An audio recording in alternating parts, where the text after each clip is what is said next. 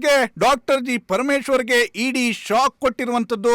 ಗೃಹ ಸಚಿವರ ಒಡೆತನದ ಕಾಲೇಜಿನ ಮೇಲೆ ಇಡಿ ದಾಳಿಯನ್ನ ನಡೆಸಿದೆ. SSIT ಕಾಲೇಜಿನ ಮೇಲೆ ಇಡಿ ರೇಡ್ ಮಾಡಿದೆ ಎನ್ನುವಂತ ಮಾಹಿತಿ ಲಭ್ಯವಾಗ್ತಾ ಇರುವಂತದ್ದು. 2 ಇನೋವಾ ಕಾರಿನಲ್ಲಿ ಬಂದಿರುವಂತಹ ಅಧಿಕಾರಿಗಳು SSIT ಕಾಲೇಜಿನಲ್ಲಿ ದಾಳಿಯನ್ನ ನಡೆಸಿದ್ದಾರೆ. ಸುಮಾರು 9 ಜನ ಅಧಿಕಾರಿಗಳ ತಂಡದಿಂದ ದಾಳಿಯನ್ನ ನಡೆಸಲಾಗಿದೆ ಅನ್ನುವಂತ ಮಾಹಿತಿ ಕೂಡ ಲಭ್ಯವಾಗ್ತಾ ಇರುವಂತದ್ದು. ಪರಮೇಶ್ವರ್ಗೆ ಸೇರಿದ ಸಿದ್ಧಾರ್ಥ ಶಿಕ್ಷಣ ಸಂಸ್ಥೆಯ ಮೇಲೆ ಇಡಿ ದಾಳಿಯನ್ನ ಮಾಡಿದೆ ಅನ್ನುವಂತ ಮಾಹಿತಿ ಲಭ್ಯವಾಗ್ತಿದೆ. ತುಮಕೂರಿನ ಮರಳೂರು ದಿಣ್ಣೆಯಲ್ಲಿರುವಂತಹ SSIT ಕಾಲೇಜು, ಸಿದ್ಧಾರ್ಥ ತಾಂತ್ರಿಕ ಮಹಾವಿದ್ಯಾಲಯ, ಈ ಕಾಲೇಜಿನ ಮೇಲೆಯೂ ಕೂಡ ಇಡಿ ದಾಳಿಯನ್ನ ನಡೆಸಿದೆ. ಜೊತೆಗೆ ಹೆಗ್ಗೆರೆಯಲ್ಲಿರುವಂತಹ ಸಿದ್ಧಾರ್ಥ ಮೆಡಿಕಲ್ ಕಾಲೇಜಿನ ಮೇಲೆಯೂ ಕೂಡ ದಾಳಿಯನ್ನ ನಡೆಸಿದೆ ಅನ್ನುವಂತ ಮಾಹಿತಿ ಲಭ್ಯವಾಗ್ತಾರೆ. ಇನ್ನೊಂದು ಕಡೆ ಬೆಂಗಳೂರಿಗೆ ಹೋಗುವಂತಹ ದಾರಿಯಲ್ಲಿರುವಂತಹ ಬೇಗೂರಿನಲ್ಲಿರುವಂತಹ ಮೆಡಿಕಲ್ ಕಾಲೇಜಿನ ಮೇಲೆಯೂ ಕೂಡ ಇಡಿ ದಾಳಿಯನ್ನ ನಡೆಸಿದೆ ಅನ್ನುವಂತ ಮಾಹಿತಿ ಲಭ್ಯವಾಗ್ತಾ ಇರುವಂತದ್ದು. ಇಂದು ಬೆಳಗ್ಗೆ ದಾಳಿಯನ್ನ ನಡೆಸಿ ಪರಂಗೆ ಇಡಿ ಅಧಿಕಾರಿಗಳು ಶಾಕ್ ಕೊಟ್ಟಿದ್ದಾರೆ ಅಂತ